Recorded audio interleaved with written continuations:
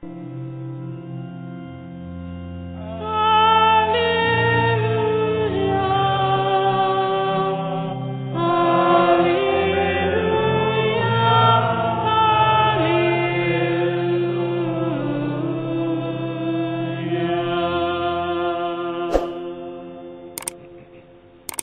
Seigneur soit avec vous. Et avec votre esprit. Évangile de Jésus-Christ selon Saint Jean. Gloire à toi, Seigneur. En ce temps-là, Jésus disait à ses disciples, « Mon commandement le voici. Aimez-vous les uns les autres comme je vous ai aimés. Il n'y a pas de plus grand amour que de donner sa vie pour ceux qu'on aime. Vous êtes mes amis si vous faites ce que je vous commande. Je ne vous appelle plus serviteur, car le serviteur ne sait pas ce que fait son maître. Je vous appelle mes amis, car tout ce que j'ai entendu de mon Père, je vous l'ai fait connaître. Ce n'est pas vous qui m'avez choisi, c'est moi qui vous ai choisi et établi afin que vous alliez, que vous portiez du fruit et que votre fruit demeure. Alors, tout ce que vous demanderez au Père en mon nom, il vous le donnera. Voici ce que je commande, c'est de vous aimer les uns les autres. Acclamons la parole de Dieu.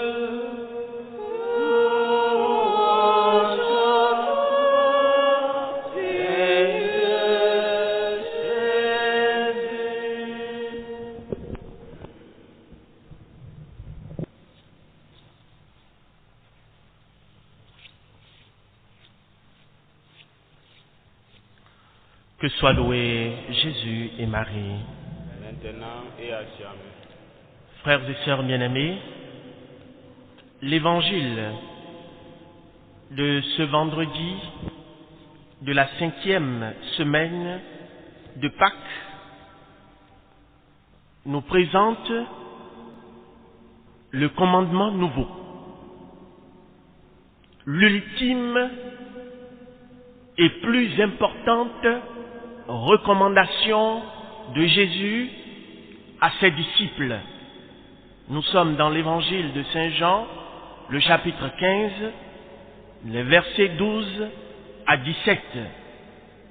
Jésus dit, « Mon commandement, le voici. Aimez-vous les uns les autres comme je vous ai aimé. » Et il ajoute, « Il n'y a pas de plus grand amour que de donner sa vie pour ceux qu'on aime. » Il dit ce qu'il faut faire et il dit comment il faut le faire. Il dit qu'il faut aimer et il dit en très peu de mots comment il faut aimer.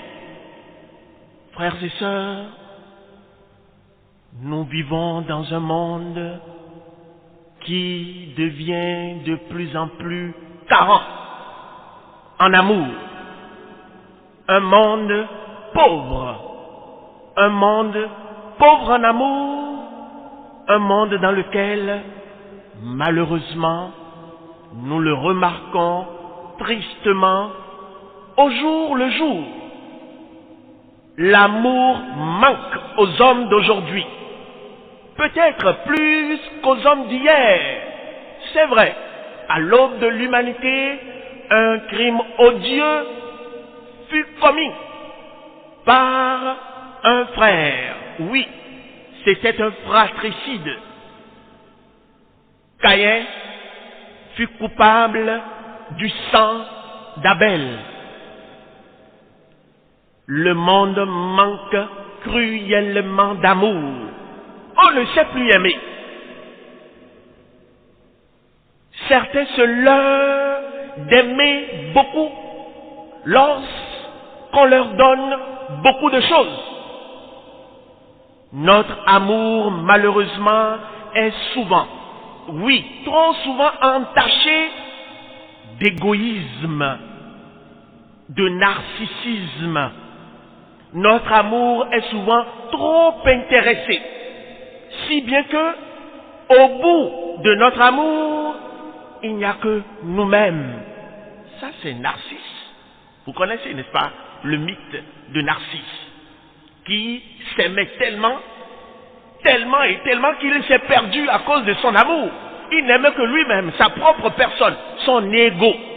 Voilà ce que devient l'amour des hommes aujourd'hui. Même dans le mariage, on ne cherche que celui qui plaît ou celui qui est plus nanti, le mari le plus riche, l'épouse la plus cultivée, etc., etc. Qu'est devenu l'amour aujourd'hui?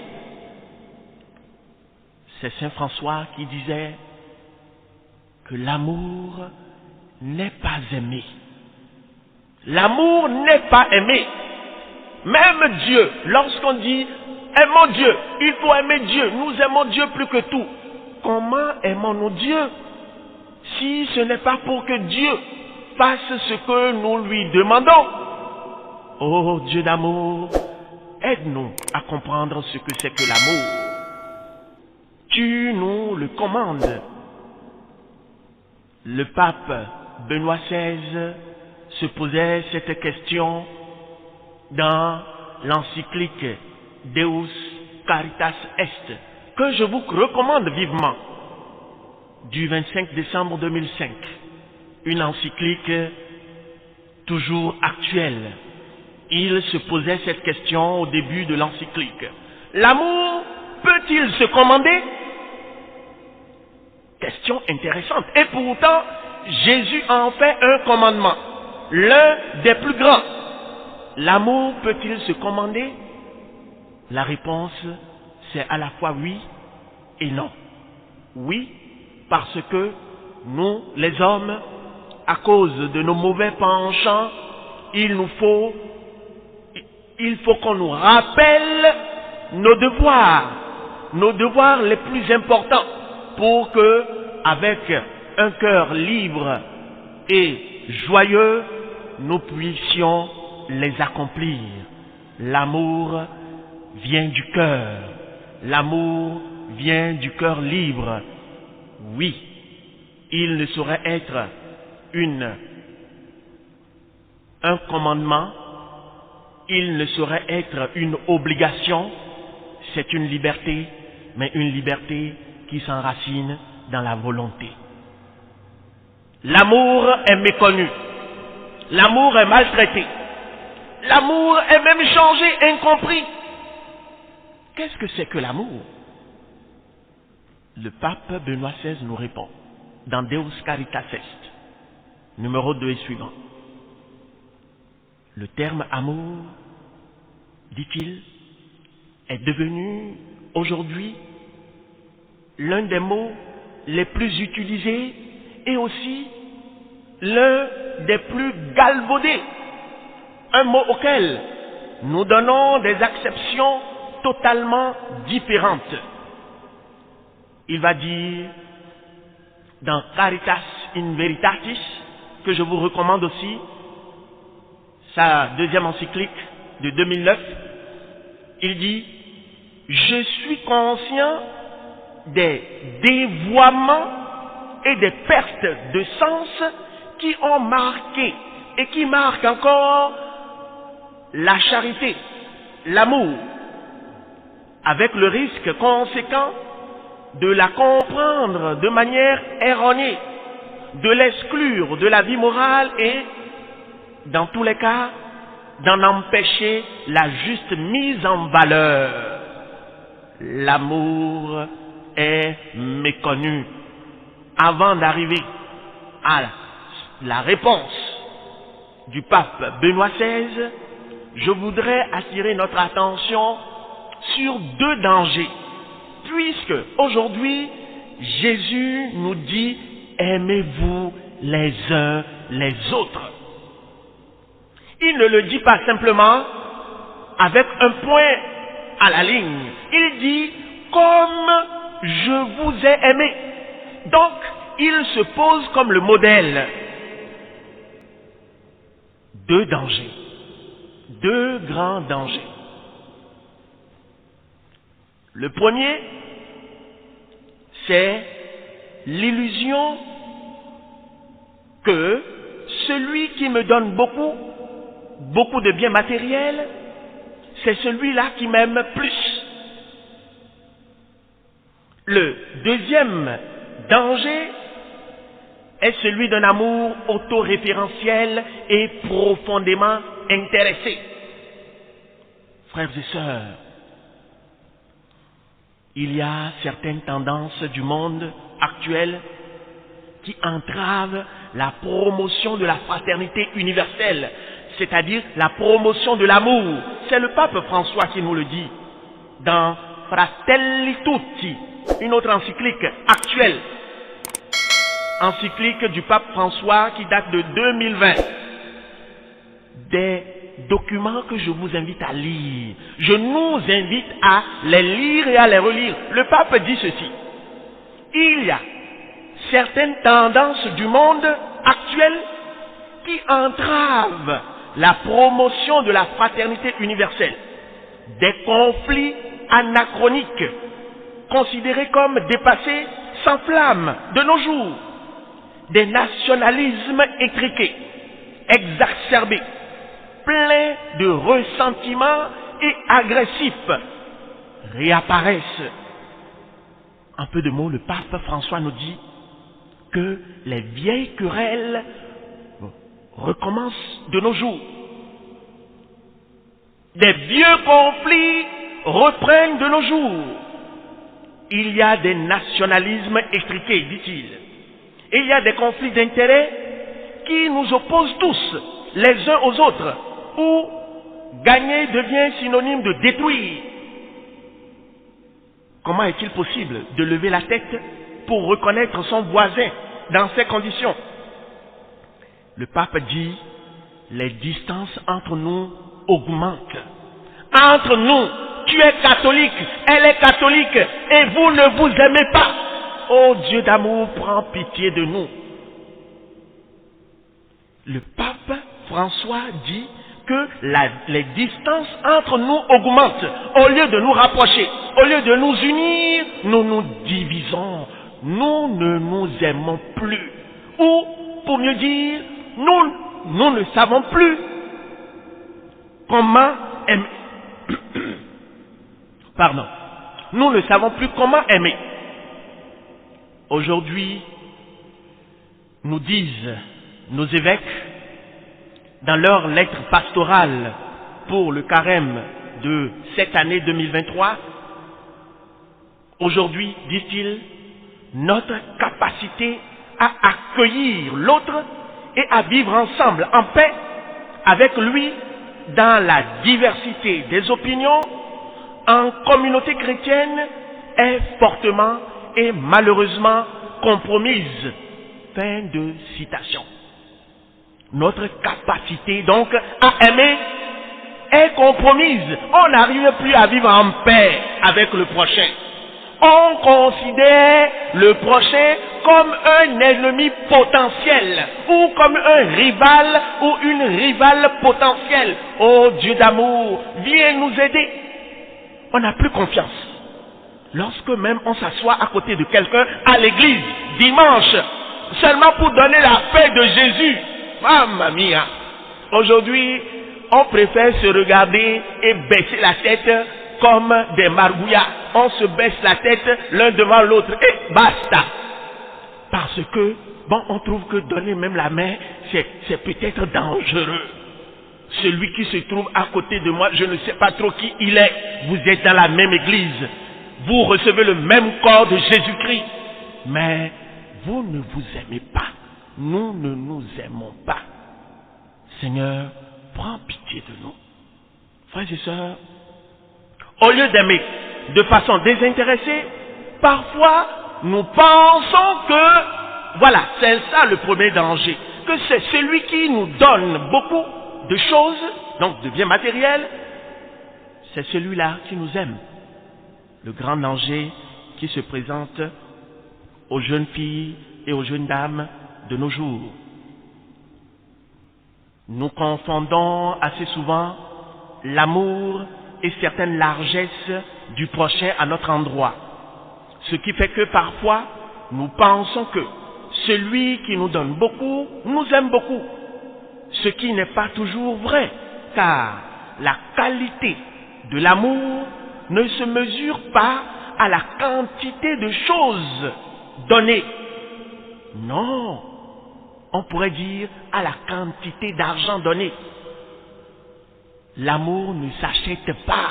Et pourtant, allez voir, il suffit qu'un tonton grosse voiture donne souvent à une jeune dame de 20 ans ou de 25 ans ou plus, chaque mois, un petit 15 000, un petit 20 000.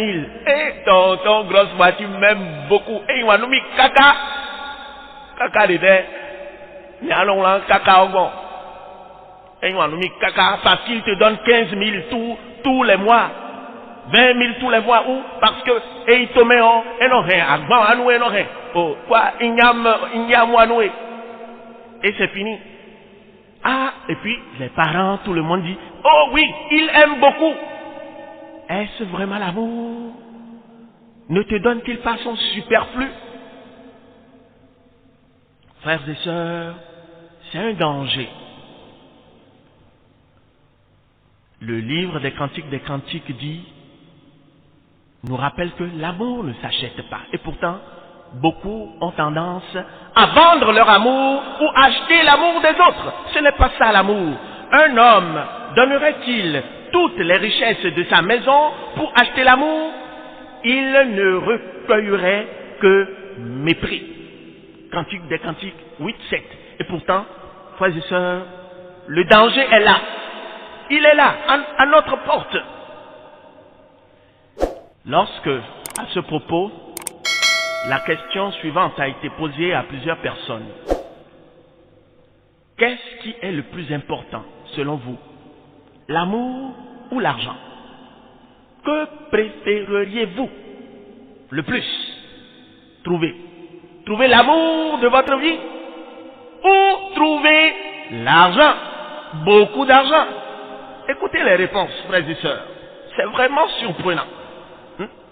J'ai choisi deux ou trois réponses seulement pour nous faire comprendre jusqu'où l'homme aujourd'hui ne sait plus aimer. On dit entre l'argent et l'amour, tu choisis quoi? Voilà ce que répond la première personne. Et c'est authentique, hein? Ce sont des réponses qui ont été recueillies parce que c'est des interviews qui ont été faites, des enquêtes. Écoutez, la première personne répond, entre l'argent et l'amour, tu choisis quoi? Il répond, l'argent est plus important que l'amour, parce que l'amour est une pensée pieuse, une pensée, un sentiment. Même si vous trouvez l'amour, rien ne garantit qu'il sera toujours là, et par conséquent, il y a plus de chances de changer, de gagner de l'argent que de trouver l'amour. La personne dit qu'il y a plus de chances de gagner de l'argent que de trouver l'amour. Il y a aussi une plus grande chance de maintenir la richesse une fois que l'on devient riche que de maintenir l'amour. Conclusion, l'argent gagne sur l'amour tous les jours. Mamma mia! L'argent gagne sur l'amour tous les jours. Vous entendez? Deuxième réponse. L'argent se passe du manque d'amour. On dit, tu choisis quoi entre l'amour et l'argent? Il répond, l'argent se passe du manque d'amour. Donc,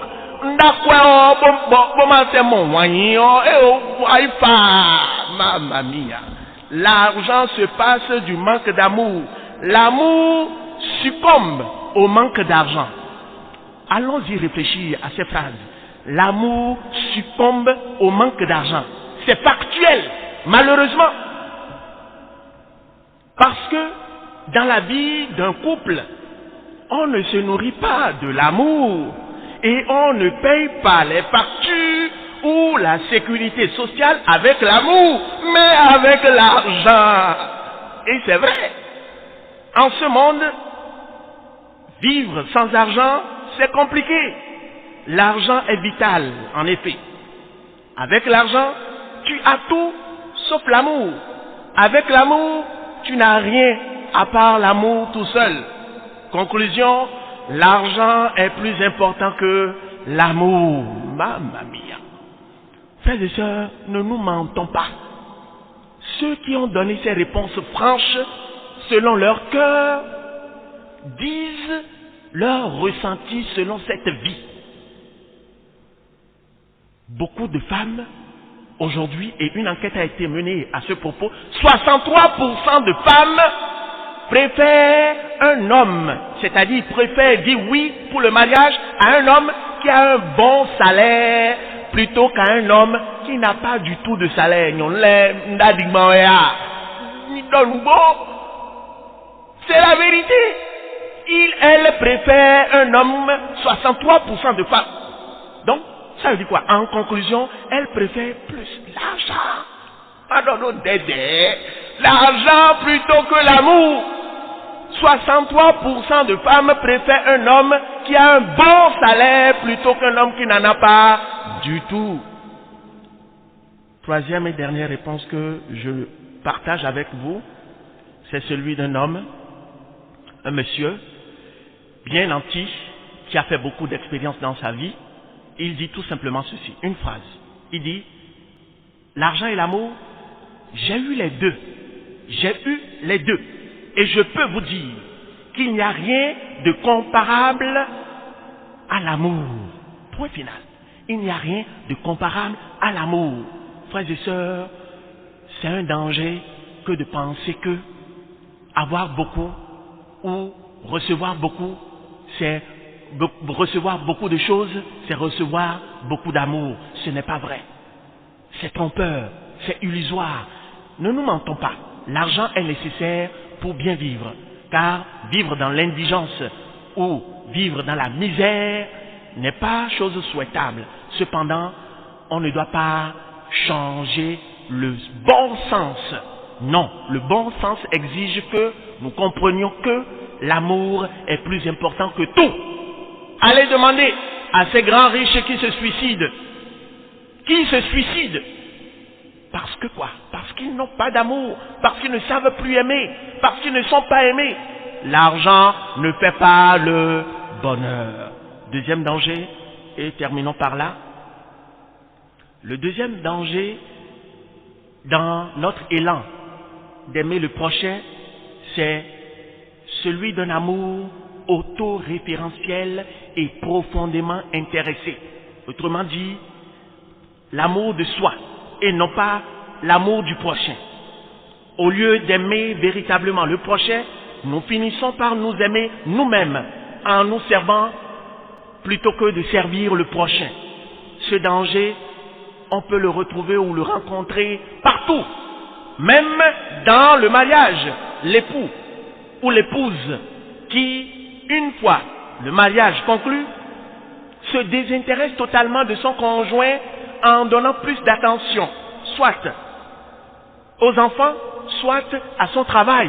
Pour lui ou pour elle, bon, l'amour de son conjoint ne vaut plus rien du tout. Cela veut dire quoi? C'est se chercher soi-même plutôt que d'aimer le prochain. C'est aussi le cas du médecin qui, au début de sa carrière, se dévoue généreusement à la tâche, mais au fil des années, se rend compte qu'il peut tirer profit de ses patients. Et dès lors, il se laisse guider plus par la recherche du gain que par l'amour du prochain. Là, vous voyez, il y a un déclic qui se produit. Et c'est ce qui arrive à beaucoup d'hommes, beaucoup de femmes de nos jours. Au lieu d'aimer d'une manière désintéressée, nous finissons par succomber à l'amour intéressé ou à un amour auto-référentiel qui devient narcissisme. Le médecin qui, par exemple, propose rapidement une césarienne à une femme enceinte alors qu'elle n'en a réellement pas besoin, il le propose juste parce qu'il se dit que la césarienne lui fera tirer beaucoup plus de profit pour sa clinique, pour ses agents, pour lui-même, etc. Voyez-vous, ici, il y a quelque chose de pervers. L'amour du prochain est perverti. Cela ne se vérifie pas que chez les laïcs, même chez les consacrés. Ceci peut se vérifier dans les activités les plus nobles et les plus pieuses que nous menons. Le prêtre, par exemple, qui organise des campagnes d'évangélisation, des Jéricho, des retraites spirituelles, des neuvaines ou des pèlerinages, il peut, si il ne sait s'y prendre, plus s'intéresser aux avantages pécuniaires qu'aux biens spirituels de ses fidèles. Alors, qu'est-ce qui fait qu'il organise ceci ou cela? Seigneur, viens à notre aide. En dépit de tous ces dangers, frères et sœurs, disons avec le pape Benoît XVI, dans Deus Caritas Est numéro 18, que l'amour du prochain est bel et bien possible, car, nous dit Saint Paul, l'amour, quand il est vrai, prend patience, il rend service, il ne jalouse pas, il ne se vante pas, il ne se gonfle pas d'orgueil, il ne fait rien d'inconvenant, il ne cherche pas son intérêt, il ne s'emporte pas, il n'entretient pas de rancune. C'est ça le vrai amour. L'amour, dit le pape Benoît XVI, l'amour du prochain consiste dans le fait que j'aime aussi en Dieu et avec Dieu la personne que je n'apprécie pas ou que je ne connais même pas. J'apprends alors à regarder cette autre personne non plus seulement avec mes yeux et mes sentiments, mais selon la perspective de Jésus-Christ. Son ami est mon ami. L'ami de Jésus est mon ami, tel qu'il le dit dans l'évangile de ce jour. Au-delà de l'apparence extérieure de l'autre, jaillit son attente intérieure d'un geste d'amour, d'un geste d'attention, que je ne lui donne pas seulement à travers des organisations créées à cet effet, l'acceptant peut-être comme une nécessité politique. Non, je vois avec les yeux du Christ et je peux donner à l'autre bien plus que les choses qui lui sont extérieurement nécessaires. Vous voyez, lorsqu'on aime véritablement, on peut donner bien plus que les choses qui sont extérieurement nécessaires au prochain. Je peux lui donner le regard d'amour dont il a besoin. Si le contact avec Dieu me fait complètement défaut dans ma vie, je ne peux jamais voir en l'autre que l'autre et je ne réussis pas à reconnaître en lui l'image divine.